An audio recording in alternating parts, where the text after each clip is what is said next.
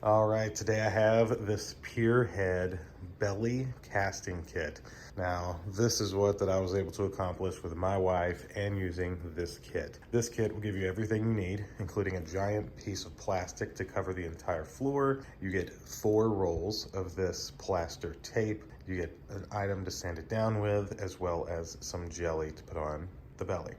So essentially you put the jelly on the belly, you cut the strip into 4 separate sizes, long for the very front, medium for the top and bottom, and shorts for up here. What I did was I took 1 roll of plaster of each and cut it into those sizes. Measured 1 for the middle, measured 1 for the top, 1 for all the way at the top. Used the whole roll of plaster for each one of those, then just used the warm water, dip the plaster in, put it on here in layers of 4. It came out looking this magnificent. Now I did, since I had 4 rolls of plaster, come back a day later and kind of use a light to go on the inside here to get some of the dead spots. And I also used some of it on the edges here to make the edge a little thicker on the bottom where that this would be sitting. But at the end of the day, this came with everything that I needed and worked exactly as it said.